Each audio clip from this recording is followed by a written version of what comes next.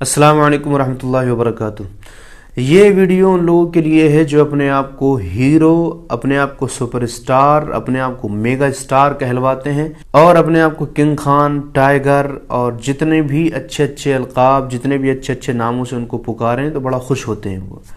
उनसे आप ये पूछें कि इतना सब कुछ हो रहा है, बच्चों को मारा जा रहा है, औरतों को मारा जा रहा है, मरीजों को मारा जा रहा है, हॉस्पिटलों पर हमले किए जा रहे हैं, पूरे हॉस्पिटल गिरा दिए जा रहे हैं जिनमें मरीजों का इलाज चल रहा था, किसी चीज़ की परवाह नहीं की जा रही है, इतना जुल्म हो रहा है, उसके बावजूद ये लोग खामोश हैं। इनकी ज़बान से एक लफ्ज़ नहीं निकल रहा है किसी चीज़ के लिए भी, कम से कम कुछ तो बोलें। लोग इंतज़ार कर रहे हैं और वो लोग भी सुन लें जो इनको हीरो कहते हैं और हीरो समझते हैं। देखें, ये हैं आपके हीरो। ये ऐसे लोग हैं कि ये फिल्मों में पर्दे पर इंसाफ के लिए लड़ते हैं, जुल्म के खिलाफ आवाज़ उठाते हैं, जालिमों से लड़ जाते हैं, अकेले पूरे पूरे मुल्क से टकरा जाते हैं और जीत भी जाते हैं। लेकिन रियल लाइफ इनकी ऐसी है कि ये रियल लाइफ में इतने बुज़दिल हैं कि किसी के डर से या फैंस नाराज़ ना हो जाएं, इस डर की वजह से ये लोग, इतना जुल्म हो रहा है, इतना जुल्म हो रहा है, लेकिन अपनी ज़बान से एक लफ्ज़ नहीं निकाल रहे हैं। इनमें से कोई किसी बड़ी कंपनी का ब्रांड एम्बेसडर है, इनमें से कोई दुबई के टूरिज्म का ब्रांड एम्बेसडर है, कोई किसी चीज़ का ब्रांड एम्बेसडर है।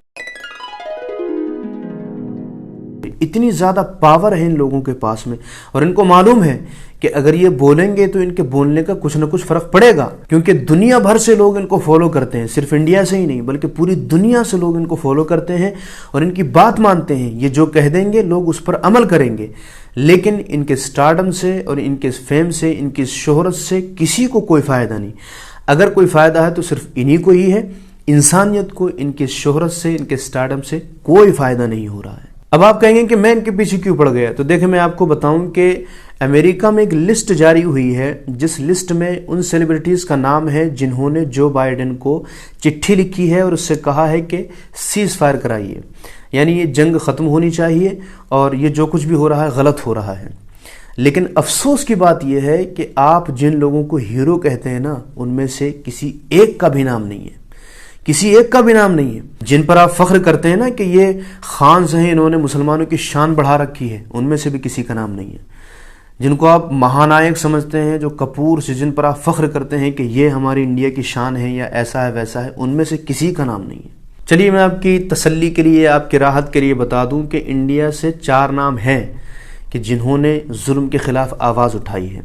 उनमें से एक नाम है हसन मिनहाज, एक है बसम तारिक और एक है रज़ अहमद और एक है अनुष्का शंकर। ये 4 नाम हैं, सिर्फ ये 4 लोग हैं कि जिन्होंने जुल्म के खिलाफ आवाज़ उठाई। आप जिनके बारे में समझ रहे होंगे ना, वो बिल्कुल नहीं है इसमें। आप समझ रहे होंगे वो 4 सुपरस्टार, लेकिन नहीं, वो सिर्फ फिल्मों में सुपरस्टार हैं।